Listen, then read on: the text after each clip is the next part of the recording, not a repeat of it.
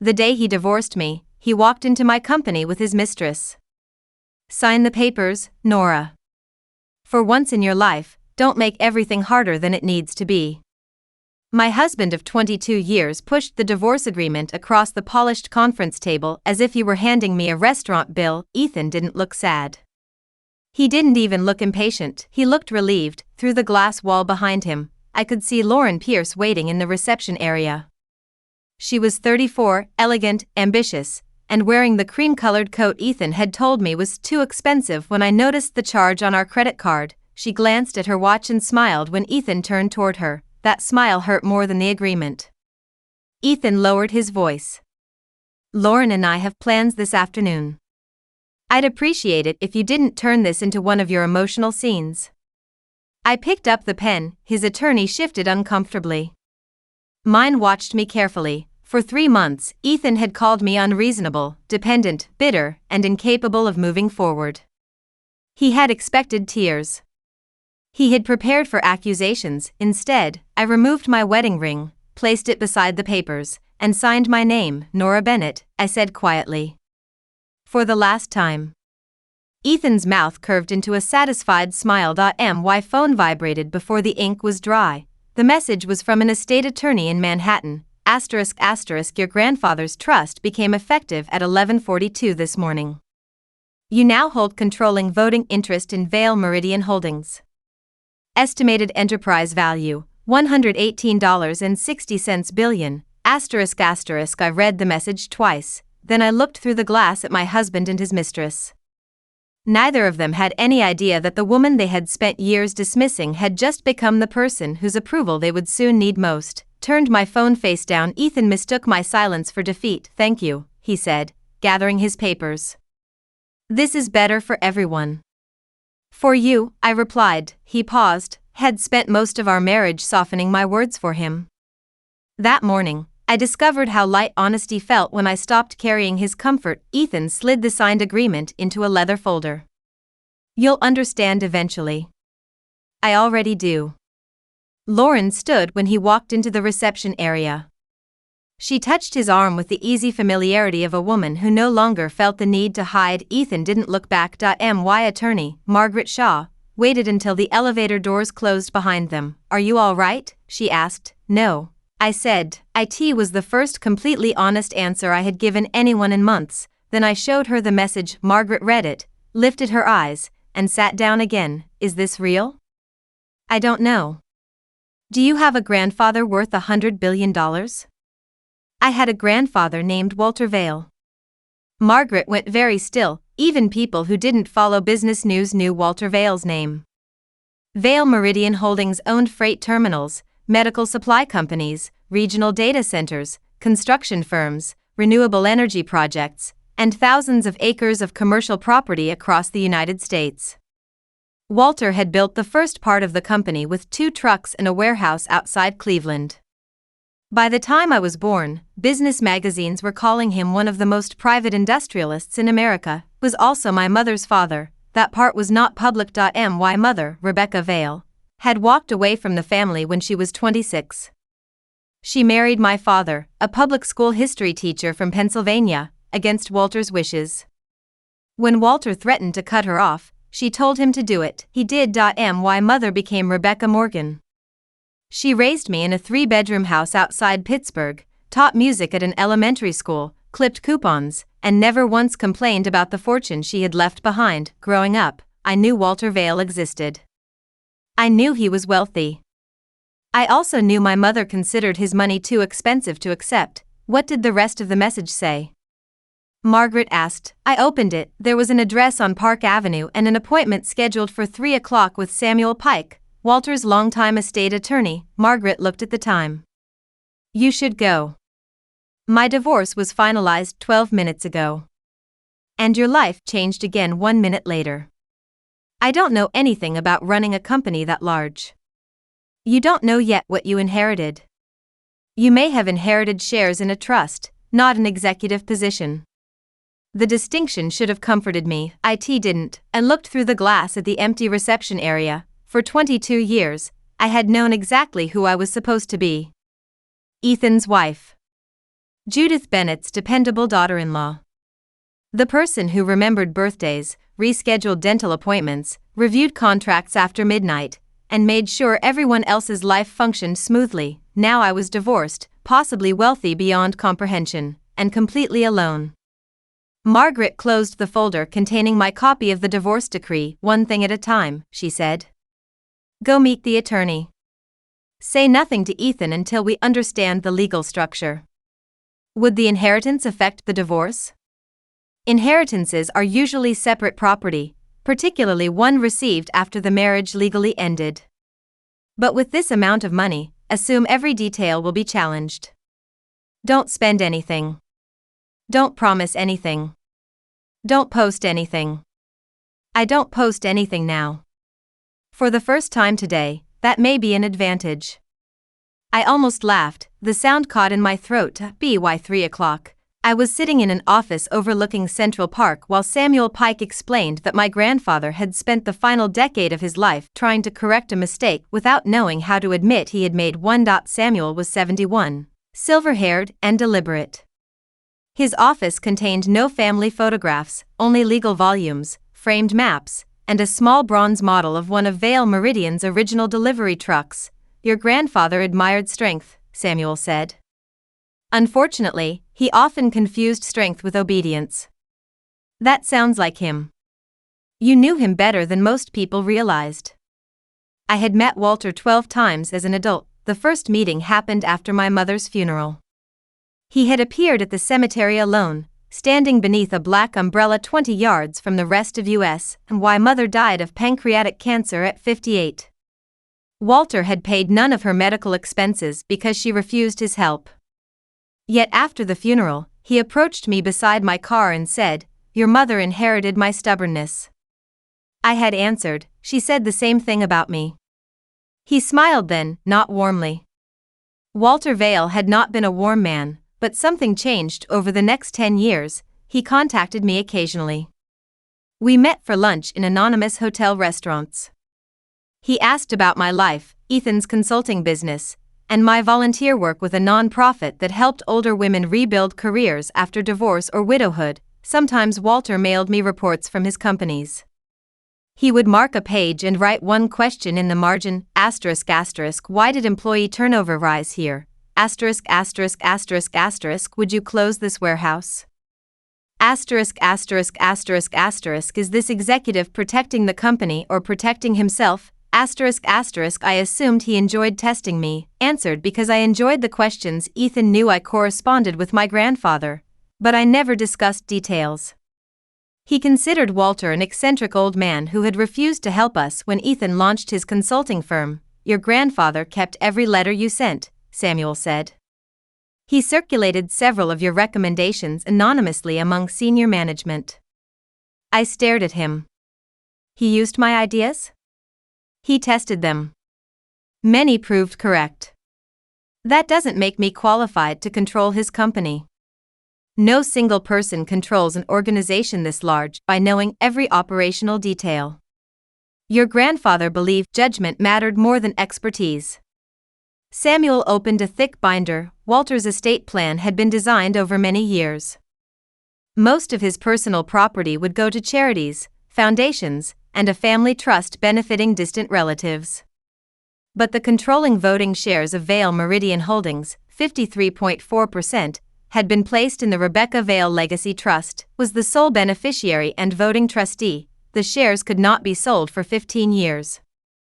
I could receive distributions, appoint board members, and vote on major corporate decisions.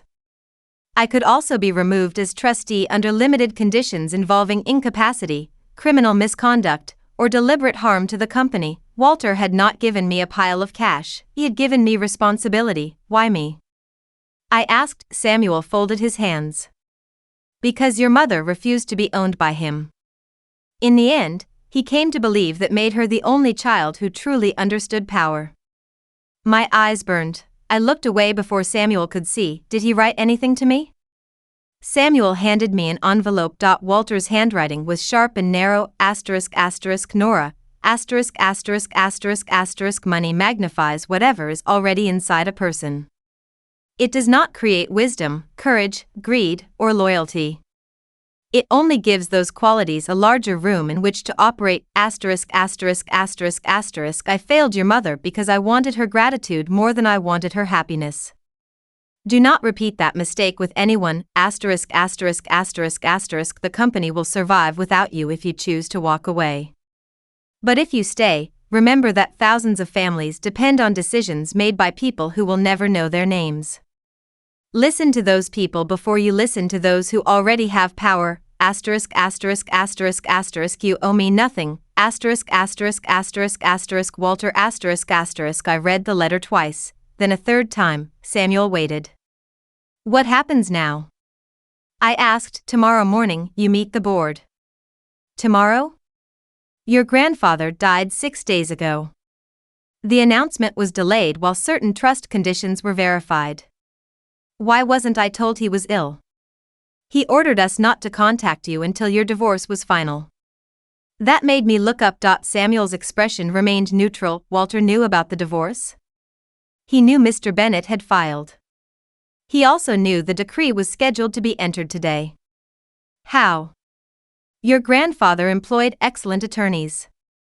I felt a sudden chill. Did he delay the trust because of Ethan? He ensured that your inheritance would become effective only after the decree. He did not want Mr. Bennet claiming you had concealed a marital asset. Walter had protected me without asking whether I wanted to be protected. It was exactly the kind of thing my mother had hated about him. It was also the reason Ethan had no claim to the trust. Should have felt grateful. Instead, grief arrived in two directions at once. My marriage was over. My grandfather was dead. My mother had been gone 10 years, and the two of them had somehow arranged the most important conversation of my life without either one being present. I need time, I said. You have it. The board meeting is informational. No major vote can occur for 30 days unless you approve. Who currently runs the company? Chief Executive Officer Daniel Mercer handles daily operations. The board chair position became vacant upon Walter's death. And the other family members? Your cousin Charles Vale holds 9% of the non-trust shares and 2 board seats through affiliated entities. He expected to become chairman. But now? Samuel studied me. Now he expects to persuade you that becoming chairman is in your best interest. I understood the sentence beneath the sentence. Charles expected to control me. That evening, I returned to the house Ethan and I had bought 17 years earlier. The divorce agreement gave me 6 months to refinance or sell it. Ethan had already moved into a luxury apartment in Manhattan, although he claimed during negotiations that he was renting a modest place near his office. The lie no longer surprised me. The quiet did. His suits were gone. So were his golf clubs, expensive watches, and the framed photograph from our 20th anniversary. He had left my mother's upright piano, the chipped blue mixing bowl we received as a wedding gift, and every piece of furniture he considered too old for his new life. In the kitchen, I found a note beneath the coffee maker. **** Nora, please send the remaining boxes to my office. Don't involve Lauren. She has been through enough. ***. I read it once, crumpled it, then smoothed it out again. Margaret had advised me to preserve communications. That was how divorce trained a person to think. Every insult became evidence. Every careless message might matter later. Photographed the note and placed it in a folder. Then I opened a bottle of wine, poured half a glass, and sat at the kitchen table. For months, people had asked when I first suspected Ethan was having an affair. There was no single moment. It was a collection of absences. He started turning his phone face down. He showered immediately after coming home. He criticized my clothes, then accused me of being insecure when I bought something new. He began mentioning Lauren in casual conversation, always with the careful irritation of a man trying too hard to make someone sound unimportant. Lauren made another mistake on the Denver presentation. Lauren thinks the client's brand is outdated. Lauren asked whether I ever regret marrying so young. That last comment had made me look up from the soup I was stirring. What did you tell her? Ethan smiled as if I were being amusing. I told her marriage is complicated. Why is your communications director asking about our marriage? She wasn't. It came up naturally. Nothing about it had been natural. 3 weeks later, Ethan missed our anniversary dinner because Lauren supposedly had a family emergency. When he came home after midnight, his shirt smelled like perfume and hotel soap. I didn't confront him, not because I was weak, because I already knew he would lie. I contacted Margaret the next morning. That decision saved me. Margaret recommended a forensic accountant after discovering inconsistencies in Ethan's financial disclosures. The accountant found payments from his consulting firm to a marketing company Lauren had formed 6 months earlier. The payments totaled $286,000. Ethan claimed they were legitimate contractor fees. The company had no website, no other clients, and a mailing address registered to Lauren's condominium. Then we found the down payment. $120,000 had moved from Ethan's business account through 2 subsidiaries before landing in an escrow account connected to Lauren's property. Ethan had not merely cheated, had financed the affair with assets he claimed were unavailable for our retirement. When Margaret confronted his attorney with the evidence, Ethan agreed to a more equitable settlement rather than risk a public fraud hearing, received my share of the marital estate, but what I wanted was the truth. I never got it. Instead, he told me I had driven him away by turning our marriage into a partnership without passion, had spent 22 years helping him become the man he wanted to be. Somewhere along the way, he decided my knowledge of the construction beneath him made me less attractive than someone who saw only the finished building. My phone rang. For one foolish second, I hoped it was Ethan. It was my former mother-in-law, Nora. What happened today? Judith demanded. She had never believed in greetings when a complaint was available. The divorce became final. I know that. Ethan called me. He sounded devastated. I looked at the empty doorway. He left the courthouse with Lauren. You know what I mean. This has been terribly stressful for him. Judith was 73 and had perfected the art of making Ethan's discomfort the center of every crisis. 5 years earlier, she suffered a stroke. I spent 11 months coordinating her rehabilitation, driving her to appointments, managing insurance appeals, and helping her move into a retirement community near us. Ethan visited when his schedule allowed. Judith told everyone her son had saved her life. What do you need? I asked. She paused, offended by my directness. I wanted to discuss next month's payment. What payment? My community fee. Ethan said you would continue handling it until the house was sold. I closed my eyes. For 4 years, $3,800 had been transferred every month from our joint account to cover the difference between Judith's pension and the cost of her retirement community. The divorce agreement ended my responsibility immediately. Ethan was mistaken. Nora, I can't simply move. Then Ethan will need to help you. He says his business is in a delicate transition. His business paid for Lauren's condominium. Silence. Then Judith said, I'm not discussing gossip. It was documented by a forensic accountant. Whatever happened between you and my son should not affect me. The sentence was so perfectly Judith that I almost admired it. You're right, I said. It shouldn't. Which is why your son will now be responsible for his mother. You've always handled these things. And now I don't. Her voice hardened. This new attitude doesn't suit you. I looked at Walter's letter lying on the table. Money magnifies whatever is already inside a person. Maybe loss did the same. This isn't a new attitude, I said. It's a new boundary. I ended the call before she could answer. The next morning, I entered Vale Meridian's headquarters through a private garage. The building occupied an entire block in Midtown Manhattan.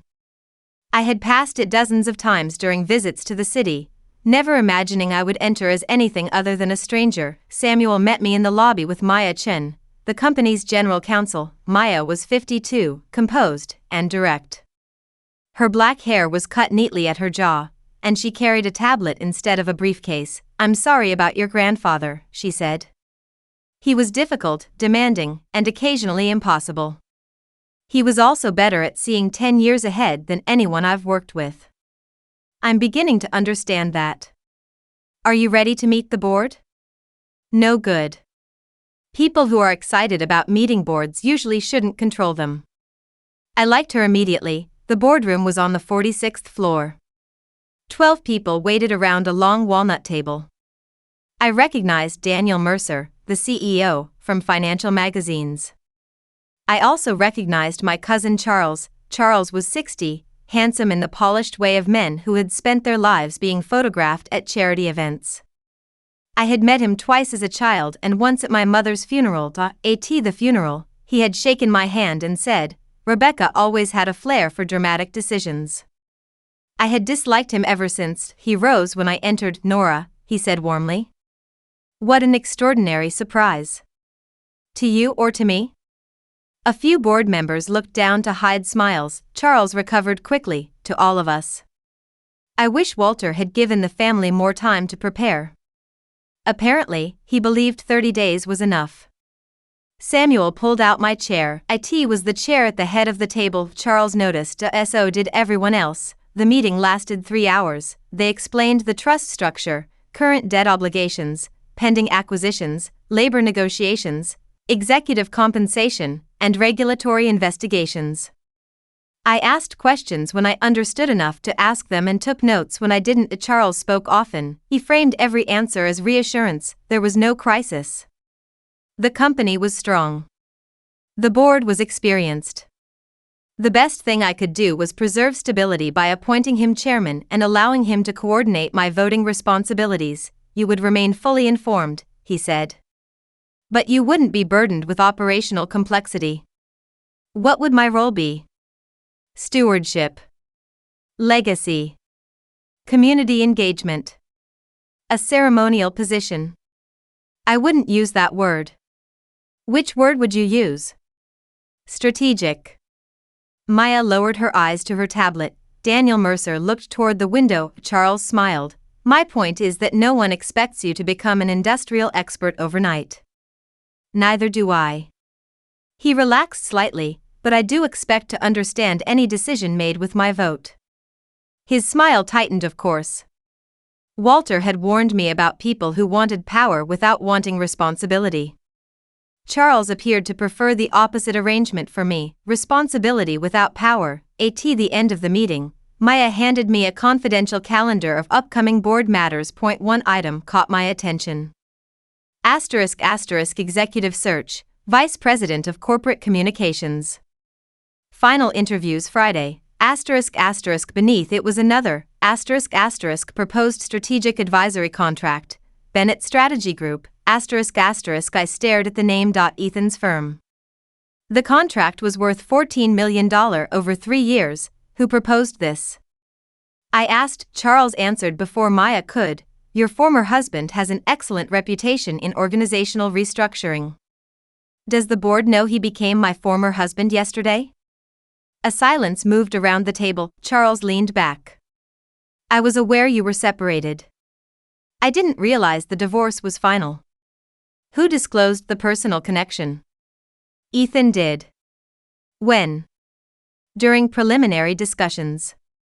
Maya turned her tablet toward herself. He disclosed that he was married to a member of the Vale family, she said. The memo does not state that the family member was the controlling trust beneficiary. Charles's face changed almost imperceptibly. He hadn't known, neither had Ethan. Has the contract been approved? I asked. No, Maya said. It requires the governance committee's recommendation and a full board vote. And the communications position? Final candidates are scheduled for Friday. Who are they? Maya slid a page toward me. The third name was Lauren Pierce. For a moment, the room seemed to narrow. Ethan's mistress was interviewing for a senior position at the company I had inherited. Charles watched my face. Lauren is highly qualified, he said.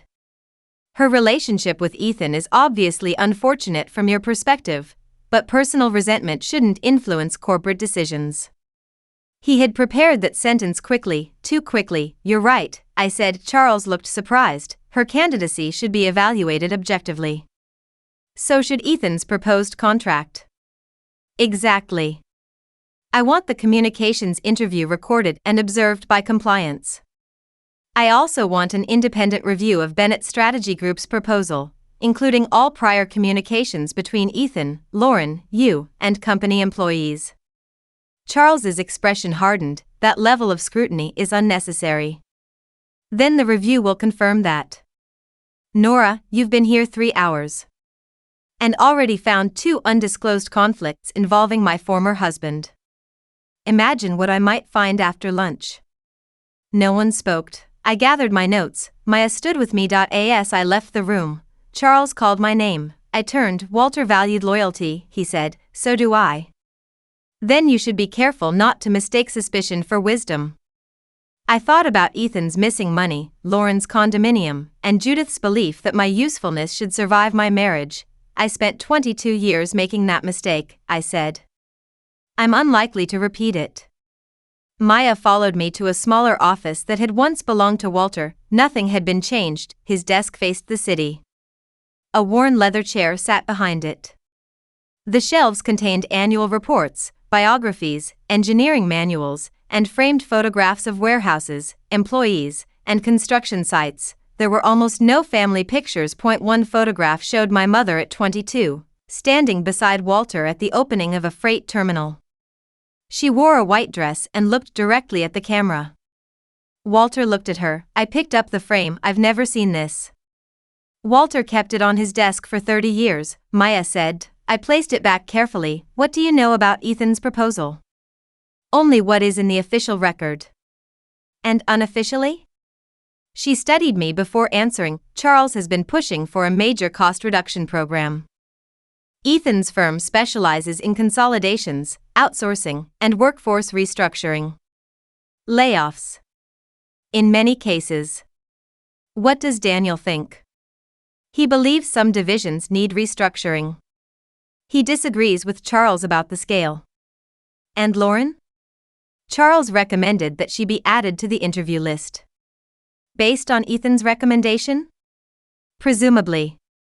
I walked to the window. Ethan had always wanted access to Vale Meridian. During our marriage, he occasionally suggested that I ask Walter for an introduction. Refused. Walter and I had only recently begun rebuilding a relationship, and I would not turn it into a business transaction. Ethan called me proud. Later, he called me selfish. Now, without my help, he had found Charles. What are you thinking?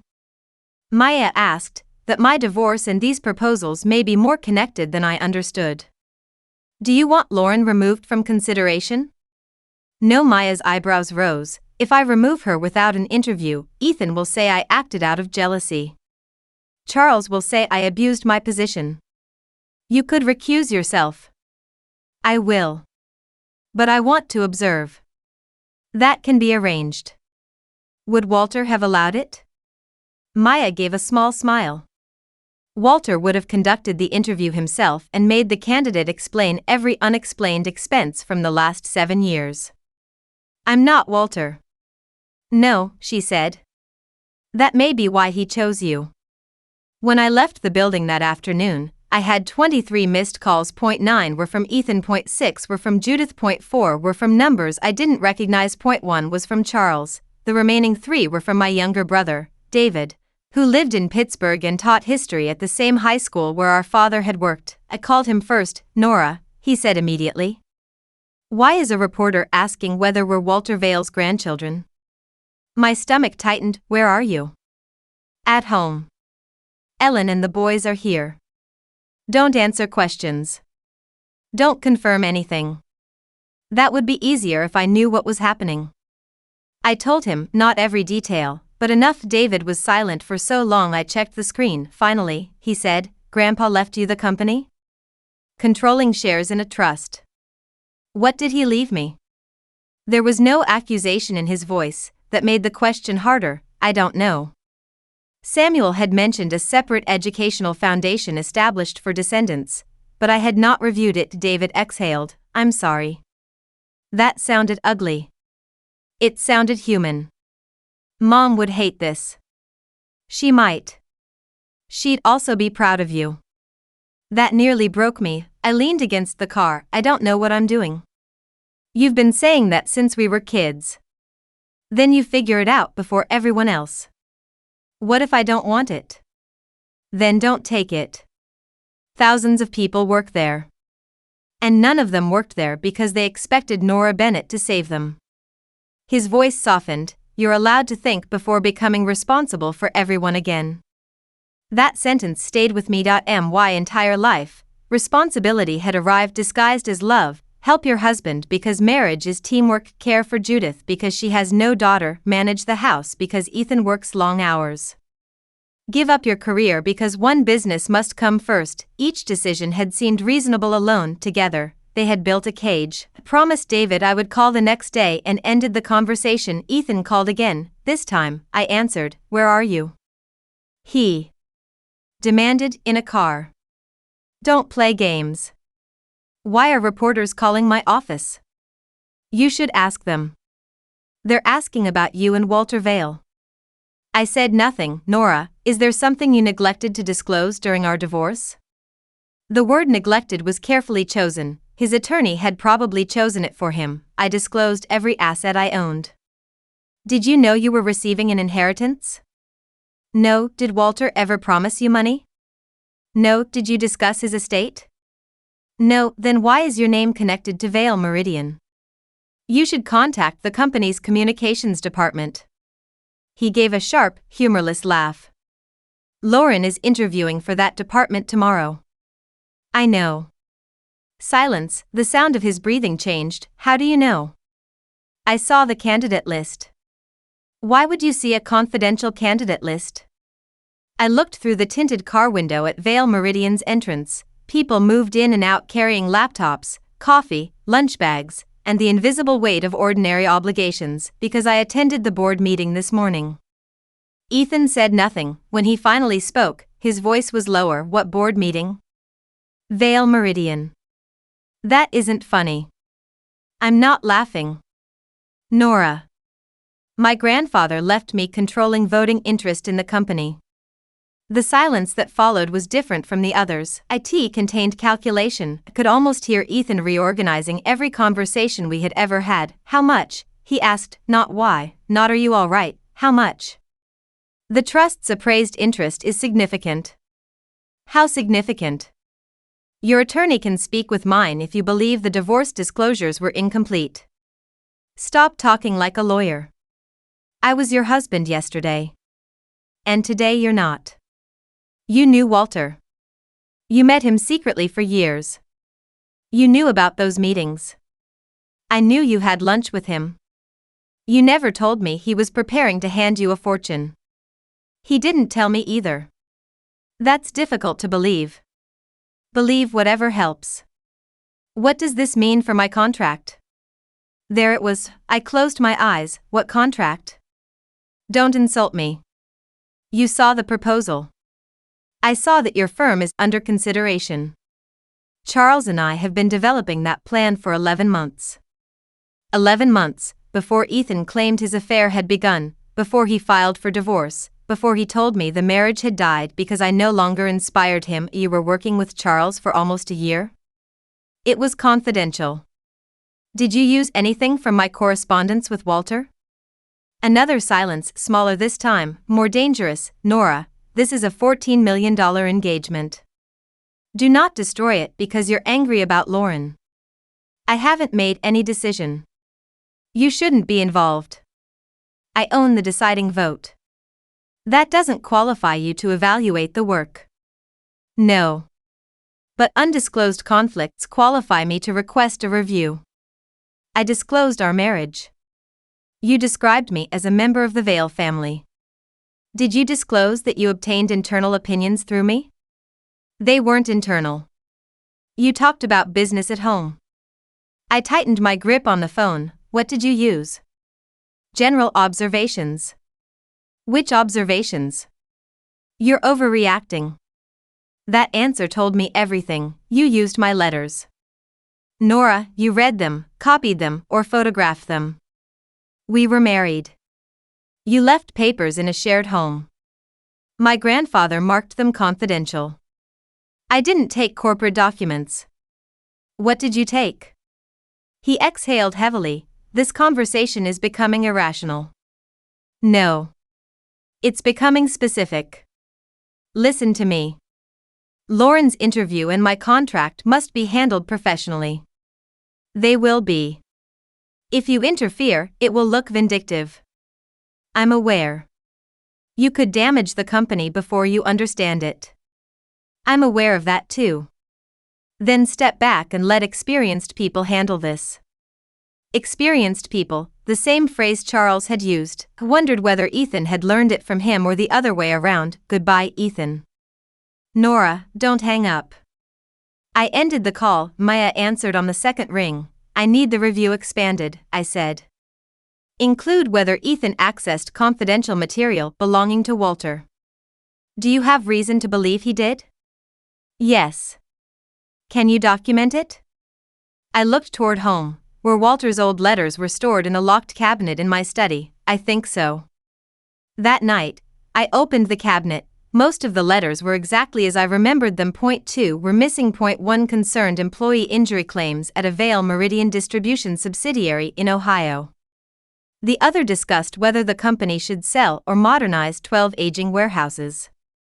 Those subjects appeared in Ethan's restructuring proposal. I knew because I had seen the executive summary in the board binder. At the time, I thought the overlap was coincidental. Now it felt surgical. Searched the study. The missing letters were not in my files, desk, safe, or storage boxes. Then I remembered Ethan borrowing my scanner 18 months earlier because his office system was temporarily down. The scanner stored recent images. I turned it on. The history had been cleared, but Ethan had synced the device to our home network, and automatic backups had once been sent to a shared cloud folder. He had forgotten the folder existed. Found the scans at 1:16 in the morning. 27 pages. Walter's handwritten notes. My responses. Point 2. Confidential reports, and a photograph of an email from Charles to Ethan. ***. This gives us the internal argument we need.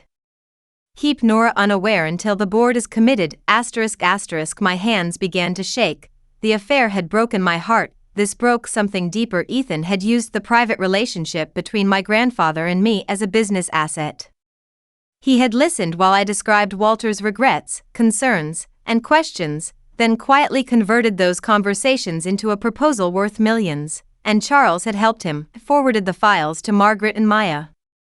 Then I sat alone in the study until dawn. At 7, I made coffee. At 8, I showered. At 9, I dressed for Lauren's interview. I chose a navy suit my mother had bought me when I was promoted to vice president at a regional bank 24 years earlier. The suit had been altered twice and was slightly out of style. It fit perfectly. When I reached Vail Meridian, Maya met me beside the private elevator. You don't have to attend, she said. Yes, I do. The evidence you sent is serious. The contract review has been suspended. Does Charles know? He knows there is a compliance concern. He doesn't know the source. And Lauren?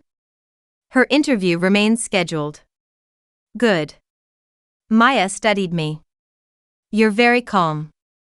I'm not calm. I'm prepared. The final interviews were held in a smaller executive conference room. I sat at the head of the table because the chairperson had fallen ill and the panel needed an observer representing the trust. Disclosed my conflict in writing and agreed not to score Lauren's candidacy. The panel included Maya, the chief human resources officer, an outside communications advisor, and 2 executives from other divisions. Lauren was scheduled at 9:57. I heard voices in the hallway. Ethan's voice. Confidence, he said. Charles has already spoken to everyone who matters. Lauren laughed softly. And Nora? She has shares. She doesn't have relationships. The door opened. Lauren entered first. She took 2 steps into the room and stopped. Ethan came in behind her, one hand resting at the small of her back, his face emptied of color, looked at me, then at the chair. Then at the brass nameplate that had been placed on the table that morning, ***, Nora Morgan Bennett. Voting trustee, Rebecca Vail Legacy Trust ***. A sheen of sweat appeared across his forehead. Lauren's smile vanished. No one spoke. I folded my hands. Good morning, Ms. Pierce. Ethan opened his mouth. Nothing came out. Lauren recovered before he did. Mrs. Bennett. It's Ms. Morgan professionally. The use of my maiden name affected Ethan more than I expected. His jaw tightened. The chief human resources officer gestured toward the empty chair opposite us. Ms. Pierce, please have a seat. Mr. Bennett, Candidates are required to interview without sponsors or outside representatives. Ethan looked toward Maya. I was told I could introduce her.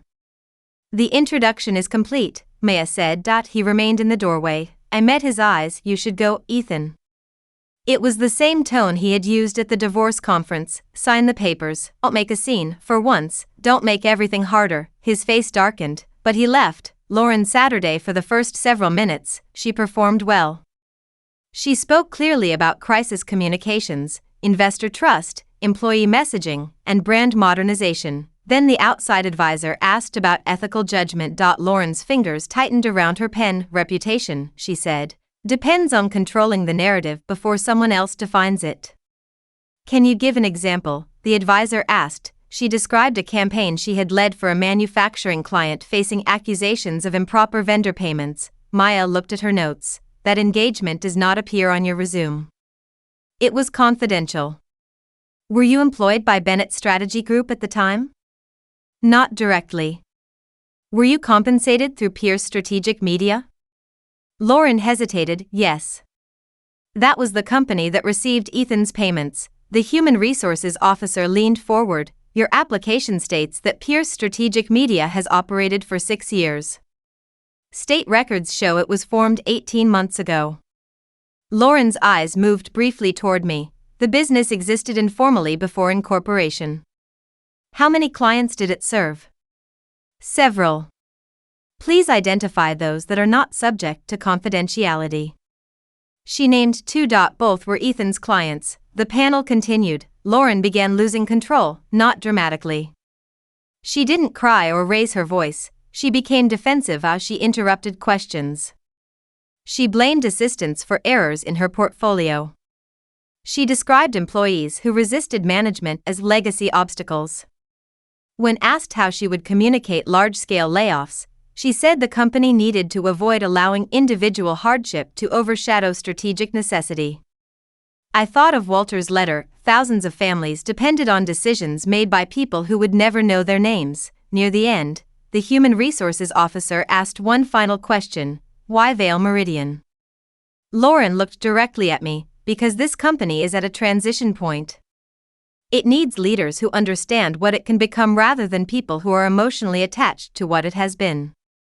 The answer was aimed at me. Everyone knew it. I remained silent. The advisor thanked her for attending. Lauren gathered her portfolio. At the door, she turned. May I say something off the record? Maya answered. Nothing said in this room is off the record. Lauren swallowed. Then I'll say it clearly. My personal relationship should not be used to disqualify me. It won't be, the human resources officer said, because Nora may claim otherwise. Every face turned toward me. Had promised not to influence the score. So I chose my words carefully. Your relationship with Ethan is not why you misstated your business history, failed to disclose related party compensation, or characterized employees facing job loss as obstacles. Those answers belong to you.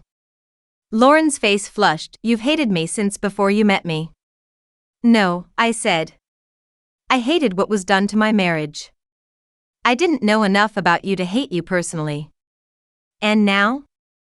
Now I know you applied for a position requiring trust while arriving with a man whose proposal is under review for possible misuse of confidential information. She looked toward Maya. What misuse? Maya's voice remained calm. That review is ongoing. Lauren's expression changed. She hadn't known. For the first time, she looked frightened rather than angry. She left without another word. Through the glass wall, I watched her confront Ethan near the elevators. He tried to guide her away. She pulled her arm from his hand. Their argument was silent from where I Saturday. The meaning was not. Lauren had believed Ethan controlled the situation. Ethan had believed Charles did. Charles had believed I would remain ornamental. All 3 assumptions were collapsing at once. The interview panel completed its evaluations. Lauren ranked last, not because she was Ethan's mistress, because she was unqualified for the responsibility she wanted. That distinction mattered to me. At noon, Charles entered Walter's office without knocking. You had no right to ambush her, he said. I closed the report I was reading. She attended a scheduled interview. With you sitting there? I disclosed my conflict and did not score her. You made your presence the entire event. I sat in a chair. You know what that chair represented? Yes. Charles paced to the window. This is exactly what I warned the board about. Personal emotions are already interfering with governance. Then explain the scanned letters. He stopped. I placed copies on the desk. For the first time since we met, Charles had no immediate response. You encouraged Ethan to use Walter's confidential reports, I said. You knew the information came through me. These are fragments without context. The context is in your email. I was referring to general insight. You wrote, keep Nora unaware until the board is committed. He looked at the page, then he sat across from me. The performance of outrage disappeared. What do you want? He asked, an honest explanation. You're old enough to know honesty is usually just the most expensive version of events. Try it anyway. Charles leaned back. Walter's management style had become erratic. He delayed decisions, protected failing facilities, and refused to reduce costs. Ethan understood the weaknesses because you gave him a view into Walter's thinking. I gave my husband private opinions. And he recognized their value. You mean he sold them to you? He used information available to him. Confidential information. That is debatable. Maya disagrees. Maya is a lawyer. Lawyers are paid to call everything debatable until they're paid to call it certain. Did you arrange Lauren's interview as part of Ethan's contract? I considered her qualified. That wasn't my question. Charles's eyes cooled. You are approaching this like a wounded wife. And you're avoiding the answer like a guilty director. He smiled faintly. There you are. Who? Walter's granddaughter. I hated the satisfaction in his voice. As if anger proved I belonged to him. I arranged access, Charles said. Ethan delivered a proposal. Lauren applied for a position. The board remained free to decide. After you built a private alliance designed to influence those decisions. That is how business works. Not anymore. You think inheriting shares makes you morally superior? No, then be practical. Approve Ethan's contract with enhanced oversight. Appoint me chairman. We present a stable transition to the market. In return, this matter stays private. I stared at him. You're offering to conceal misconduct. I'm offering to protect the company from unnecessary scandal. What happens to the employees affected by Ethan's plan? Some will lose jobs. How many? Charles looked impatient. Possibly 8,000 across several divisions. The number struck me physically. 8,000 paychecks. 8,000 families receiving carefully managed messages about strategic necessity. Daniel's alternative plan reduces positions through attrition and targeted closures, I said. Daniel is sentimental. He's the CEO. He's an employee. There it was. Charles saw everyone outside the family as an employee. A replaceable person serving an inherited structure. Why, mother had seen the same thing and walked away. You should leave, I said, Nora. The compliance committee will complete its review. You will cooperate. You don't understand the damage you're inviting. Then explain it to the committee. He rose. At the door, he turned back. Ethan was right about one thing. I waited. You need people more than you admit. The problem is that you keep choosing people who eventually resent being needed. After he left, I sat very still. The remark hurt because part of it was true. Had built my identity around usefulness. I anticipated needs before anyone voiced them. I solved problems quietly and accepted gratitude as a substitute for reciprocity. Ethan had loved being supported until my support reminded him that he had once required help. Judith had loved my care until I treated it as a choice rather than a debt. Even Walter had valued my judgment from a distance, where he never had to ask what his silence cost me. But Charles was wrong about one thing. Why need for people was not a weakness. Choosing people who exploited it had been. The next 2 weeks brought more revelations. The compliance review found that Ethan had incorporated language from Walter's confidential reports into his proposal. Some sections were nearly identical. Charles had bypassed the normal bidding process by labeling the work a specialized advisory engagement. He had also promised Ethan a success bonus tied to immediate cost reductions. Lauren had prepared draft employee messages before her interview, suggesting she expected both the job and the layoffs to be approved. Point 1 draft described the elimination of 7,000 positions as a workforce optimization designed to protect long-term opportunity. Maya placed the document on my desk. Do you want to read the rest? No, there's more. I understand what it says. The review also found communications about you. I looked up. Maya hesitated. That was unlike her. How bad? Personal. Read them. She opened a folder. The messages were between Ethan and Charles. 11 months earlier, Charles wrote **** Nora remains Walter's preferred outsider, but she has no appetite for conflict. Ethan says she can be managed through guilt, ****. Ethan replied ****. She wants everyone to think she's independent, but she needs to feel useful. Give her a symbolic role and she'll defend the arrangement herself. ****. Another message, written 3 weeks before he filed for divorce ****. Once the contract is approved, my personal situation changes.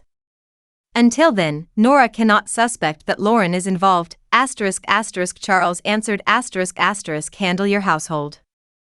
I'll handle the board ****. Household. 22 reduced to an obstacle Ethan needed to handle. Kept reading. There were references to Judith's care expenses, the house, my grandfather's letters, and my likely reaction if I discovered the affair. Ethan wrote ****. She won't go public. She hates scenes ****. He had been right. I did hate scenes, but he had mistaken dignity for surrender. Has Margaret seen these? I asked. Yes. Could they affect the divorce settlement? Possibly. They support the argument that Ethan concealed business opportunities and expected income during financial disclosure. Margaret is reviewing whether to petition for relief based on fraud. I signed the agreement. You signed based on information he certified was complete. I stood and walked toward my mother's photograph. Walter had placed it where he could see her every day. Maybe regret was the only form of apology he knew how to sustain. What happens to Charles? The board's governance committee can recommend removal from leadership roles. Removing him as a director may require a shareholder vote. My trust controls the vote. Yes. And Ethan? The contract is unlikely to proceed. The company may pursue civil claims regarding the confidential material. Will it look like revenge? To some people. Is it revenge? Maya considered the question. That depends on whether you would take the same action if he had never been your husband. I looked at the copied reports. 8,000 workers had nearly lost their jobs through a process built on stolen information and undisclosed relationships. Yes, I said. I would. Then document every reason and let the process work. Ethan appeared at my house that evening. He still had a key. He tried it before ringing the bell. I had changed the locks after the divorce. When I opened the door, he looked at the new lock, then at me. You changed it. You moved out. I still own part of the house until the settlement transfer is complete. You surrendered access in the occupancy agreement. He stared at me as if I had begun speaking a foreign language. The old Nora would have apologized for making him uncomfortable. The new Nora waited. Can I come in? He asked. No, it's 40 degrees outside. You have a coat. His mouth tightened. This is childish. What do you need? To speak privately. We're speaking privately. He glanced toward the street. A dark sedan was parked near the corner. Reporters had been following us since the inheritance became public. 5 minutes, he said, stepped onto the porch and closed the door behind me. Ethan shoved his hands into his coat pockets. He looked tired. Not devastated. Not remorseful, tired in the way successful men look when consequences interrupt their schedules. Charles says you're trying to destroy the contract. The compliance committee suspended it. You control the committee. I don't. You control the votes of people who want to keep their seats. That isn't how the committee works. Don't be naive. Was I naive when you used Walter's letters? He looked away. I made a mistake. You scanned 27 pages. I shouldn't have done it. You discussed managing me through guilt. His eyes snapped back to mine. Those messages were private. So were the letters. The words landed between us. He rubbed his forehead. Charles was pushing me. The firm was struggling. We had lost 2 major clients, and I needed a breakthrough. You told me the business was stronger than ever. Because you panic about money. I handled our finances for 15 years. You worry. There's a difference. I almost smiled, even while admitting deception. He needed to make my competence sound like a flaw. When did the affair begin? I asked. He exhaled. Does that matter now? Yes. Why? Because for once, I want a true answer. He looked toward the sidewalk. 14 months ago. 6 months earlier than he admitted during settlement negotiations, before our anniversary, before the secret payments began, before he scanned the letters. Did Lauren know about the plan with Charles? Parts of it. Did she know you were using my correspondence? Not initially. But eventually? Yes. And she still came to my grandfather's company expecting a job. She believed the relationship between us was over. It wasn't over when you began sleeping with her. Nora, I'm not asking you to forgive me. Good. I'm asking you to separate personal anger from business. You made my personal life part of your business strategy. His face hardened. I built my firm without Walter's help. You built it with mine. That is not the same. No. I worked without salary, title, equity, or public credit. That made it easier to forget. I never forgot what you did. You just decided it belonged to you. He stepped closer. You'll have more money than you could spend in 10 lifetimes. Why do you care about one contract? Because it was obtained dishonestly. No. You care because it's mine. Those aren't mutually exclusive. He stared at me. The porch light showed the lines around his eyes. He was 51 now. When we met, he was a junior analyst with 2 suits and a plan for everything. Had loved his ambition, had not understood that ambition without gratitude eventually consumed the people who fed it. Lauren left, he said. The statement surprised me. When? Yesterday. Why are you telling me? Because you wanted consequences. Congratulations. I didn't ask her to leave you. You made sure she didn't get the job. She failed the interview. You humiliated her. She arrived with you. She thought I had influence. You told her you did. His expression shifted. That was the center of it. Ethan had promised Lauren access, status, and a future shaped by powerful relationships. When he could no longer deliver, the romance weakened. What do you want from me?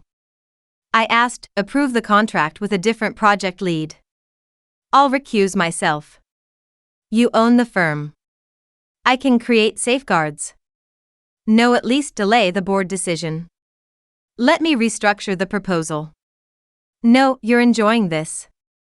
I searched myself before answering. There was satisfaction in seeing him forced to recognize my authority. Would have been lying to deny it, but satisfaction was not the same as motive. I'm enjoying not being afraid of your disappointment, I said. That's different. He looked at me for a long moment, then his voice softened. We were happy once. Yes. Does none of that matter? It mattered while you were protecting it. I made terrible choices. You made deliberate choices. People can regret deliberate choices. Regret does not restore trust. He looked toward the house. Do you remember the first night we slept here? We ate pizza on the floor because the furniture hadn't arrived. I remember. You said we had built something no one could take from us. I was talking about the marriage. So was I. No, Ethan. You were talking about the house.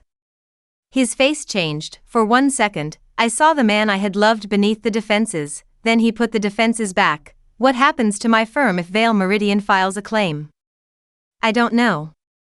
You know exactly what happens. Then you should have considered that before copying confidential documents. He stepped down from the porch. At the walkway, he turned. Your grandfather's money won't make you less alone. No, I said. But losing you already has. He flinched, then he walked away. The board confrontation occurred 3 weeks later at Vale Meridian's annual winter meeting. The location had been chosen months earlier. The restored freight terminal outside Cleveland, where Walter began expanding the company in the 1960s. Original brick warehouse had been converted into a conference center and training facility. Photographs of truck drivers, mechanics, dispatchers, and warehouse crews lined the walls. Walter's portrait hung near the entrance. Was not smiling. Charles arrived with 2 attorneys. Ethan arrived alone.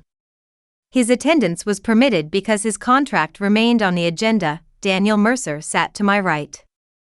Maya sat to my left. The board members took their places beyond the glass wall. Several employee representatives waited to hear the outcome of the restructuring proposal. Had requested their presence. Charles objected. Operational matters do not require an audience, he said. They require people who understand operations, I replied. The meeting began with routine reports. Then Maya presented the findings of the independent compliance review. She did not dramatize them, she listed them, confidential. Documents had been obtained without authorization. Material from those documents appeared in Bennett Strategy Group's proposal. Charles had bypassed competitive review. Lauren had prepared internal communications before being hired. Ethan's disclosures were incomplete. Charles's communications demonstrated an attempt to conceal the source of information and limit my awareness. When Maya finished, the room was silent. Charles's attorney spoke first. My client disputes the characterization of these events. Mr. Vale acted in the company's best interest and received information from a consultant who had lawful access through his spouse. I felt Ethan look at me. Maya answered, spousal access does not eliminate confidentiality. Ethan's attorney tried a different approach. Bennett Strategy Group acknowledges that certain source materials should have been independently verified. However, the proposal's conclusions remain commercially valid. Daniel opened a folder. The proposal projected savings of $1.2 billion over 4 years, he said. Our review found that nearly 40% of those savings depended on assumptions that were either outdated or unsupported. Ethan leaned forward. We relied on available data. You relied on Walter's concerns as if they were final decisions, Daniel replied. They were questions, not conclusions. I remembered the notes Walter sent me. Why did turnover rise? Would you close this warehouse? Is this executive protecting the company or himself? Ethan had treated uncertainty as strategy because certainty was easier to sell. Charles folded his hands. We are losing sight of the larger issue. The company does require restructuring. Personal mistakes in the proposal process should not prevent decisive action. One of the employee representatives, a warehouse manager named Luis Ortega, spoke from the side of the room. May I respond? Charles looked irritated. I nodded. Luis stood, was in his late 50s and wore a dark suit that looked recently purchased. I manage the Akron Distribution Center, he said. Mr. Bennett's plan recommends closing it because our labor cost per shipment is higher than the regional average. Ethan said, that is accurate. Luis continued. The plan does not mention that we handle medical equipment requiring specialized storage. It also doesn't mention that we were assigned 2 counties after another facility flooded. Daniel placed a report on the table. Akron's cost difference disappears when those factors are included. Luis looked at Charles. 312 people work there. Most of us understood that changes were coming. We didn't expect anyone to save every job. We did expect the people making the decision to understand what we do.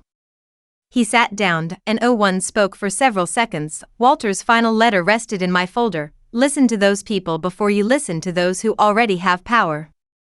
The board voted first on Ethan's contract. 10 members rejected it. 1 abstained. Charles voted in favor, voted against. The contract failed. Ethan remained motionless as the result was recorded.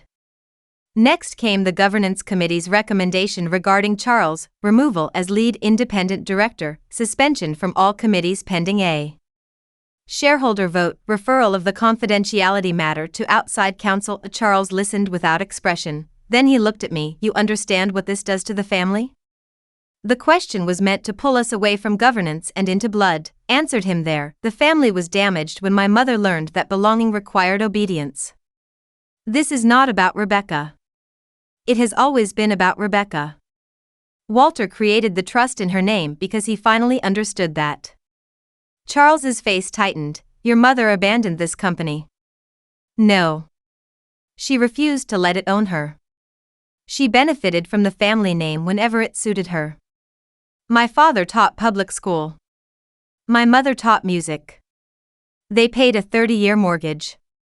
She could have had anything. She had dignity. Charles laughed once. Dignity is a word people use when they want to make deprivation sound noble. And legacy is a word people use when they want inheritance to sound earned. The room became completely still. Charles stared at me. He'd spent his life protected by the assumption that no one would say such things aloud. Opened the folder containing the shareholder resolutions. As voting trustee, I support the committee's recommendations. My 53.4% made the outcome decisive. Charles was removed from leadership, remained a shareholder and, pending final legal review, a board member without committee authority. He would not be imprisoned, ruined, or erased. Reality rarely delivered punishments that clean. It delivered limitations. For Charles, losing influence was the first limitation he had ever been forced to accept. He gathered his papers. The door. He stopped beside Ethan. Neither man looked at the other. Their alliance had survived only while each believed the other could deliver power. Now they were simply two men waiting for the elevator. The meeting continued after they left. Daniel presented a revised restructuring plan. IT closed 4 facilities rather than 12. 2 other facilities would be modernized. Executive bonuses would be reduced during the transition.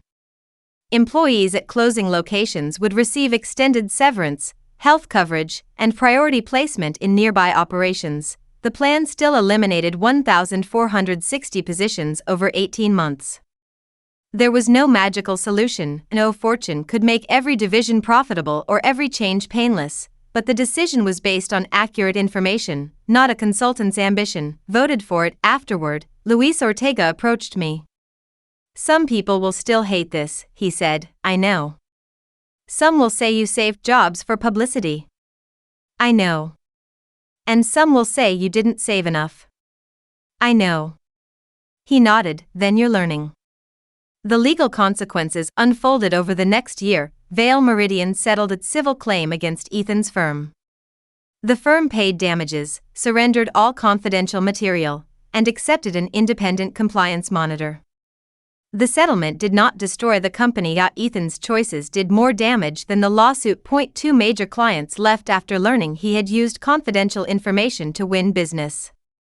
Several senior consultants resigned.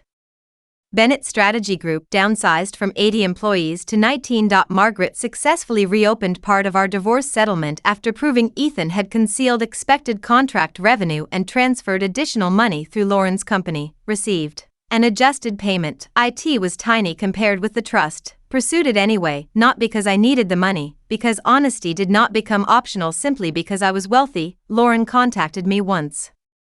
Her email arrived 6 months after the interview. ***, I know you have no reason to answer, but I need you to understand that Ethan told me your marriage had been over for years.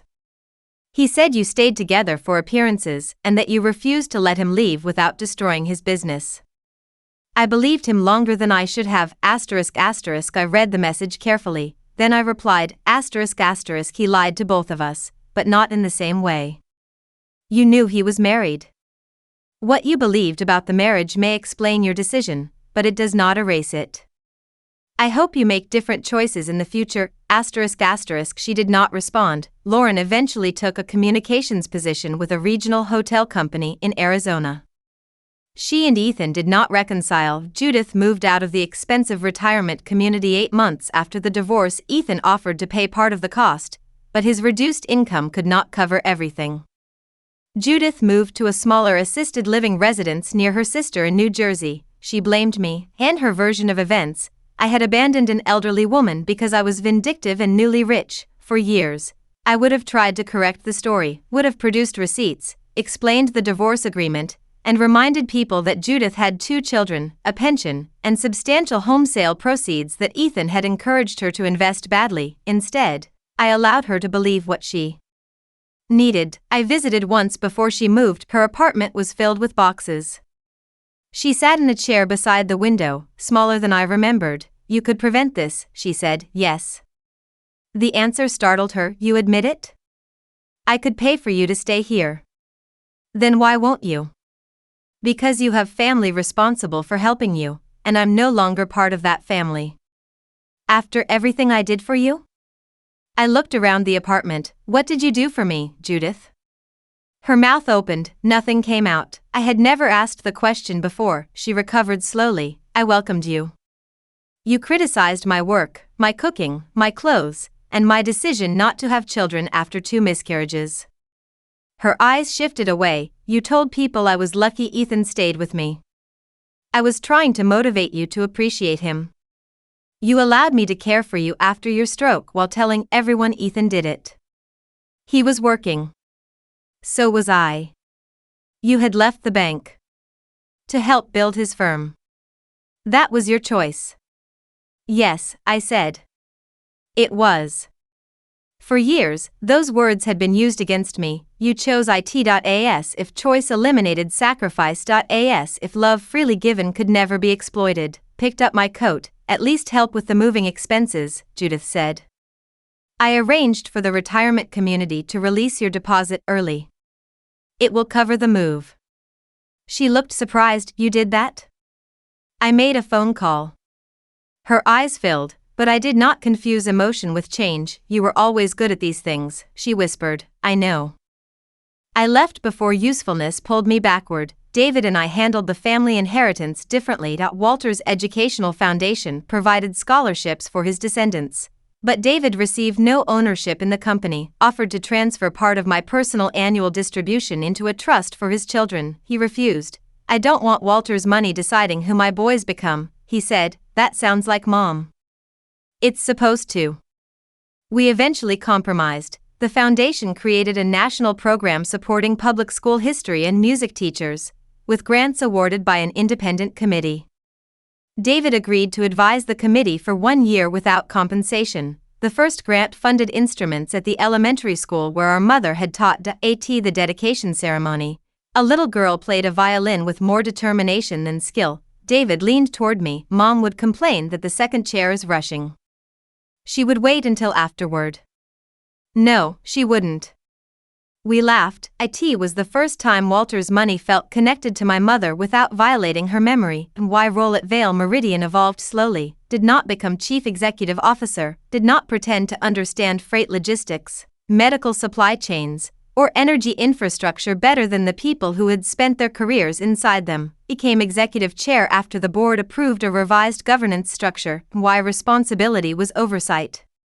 Questions. Long-term decisions, and making sure people who understood the work were heard before people who understood only the numbers. Visited facilities without press teams whenever possible. ATA data center in Virginia. A technician explained why a cost-saving cooling proposal would increase outage risk. ATA construction subsidiary in Texas. A payroll supervisor showed me how a new software system was delaying overtime checks. ATA warehouse in Ohio.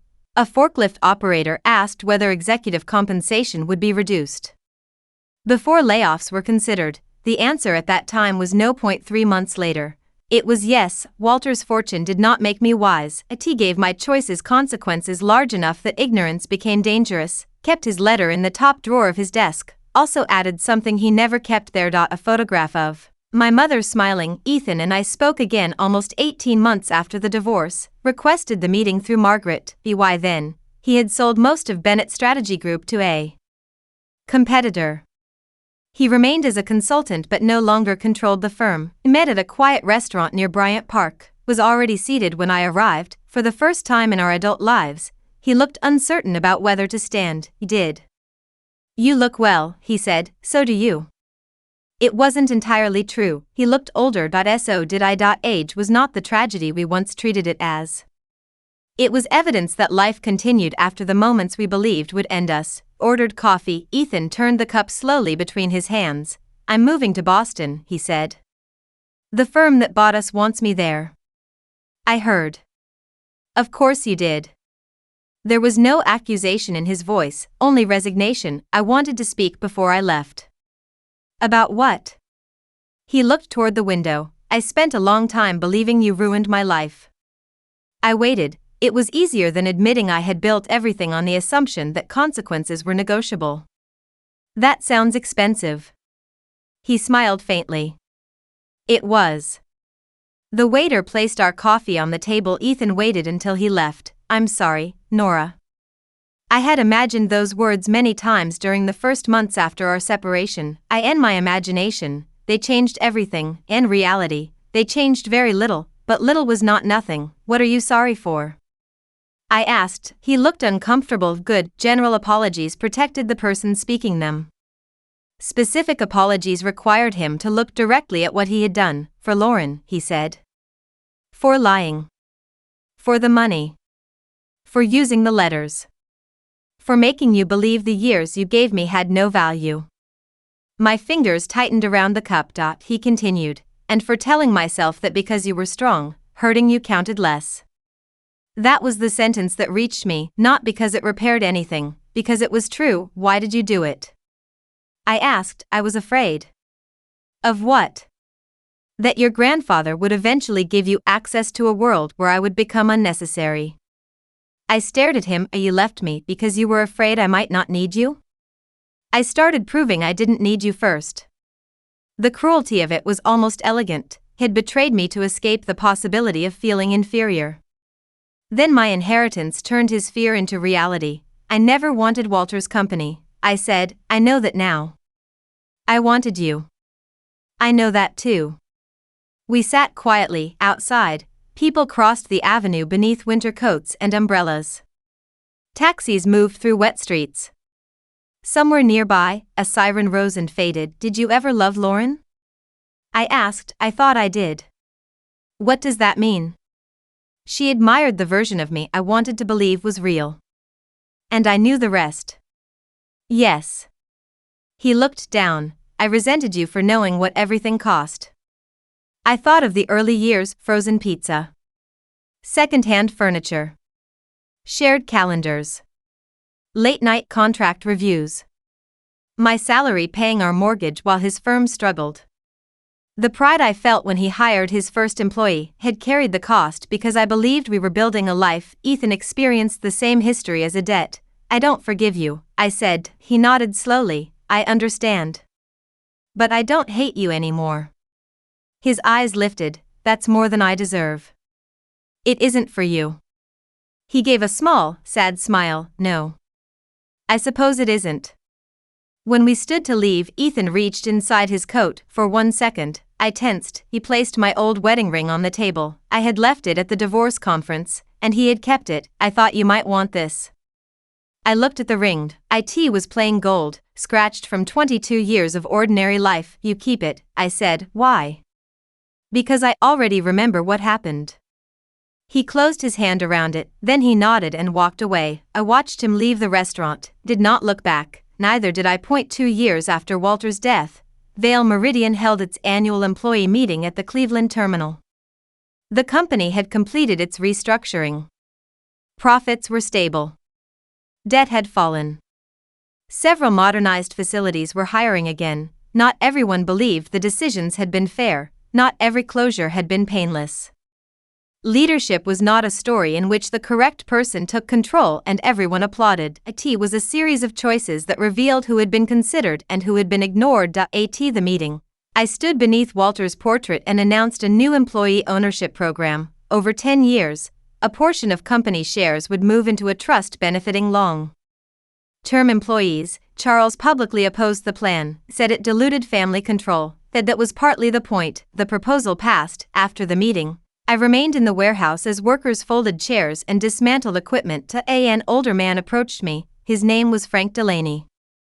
He had worked for the company for 41 years, beginning as a driver. I met your grandfather once, he said. I'm sorry. Frank laughed. He fired my supervisor. That sounds like him. He was right to do it. Frank looked toward Walter's portrait, but he never understood why people were afraid of him. No, I said. I don't think he did. Frank nodded toward me. Do you? The question deserved more than reassurance, sometimes. Good. Why is that good? Means you might still notice when you're becoming him. He walked away before I could answer. I stood alone beneath the portrait.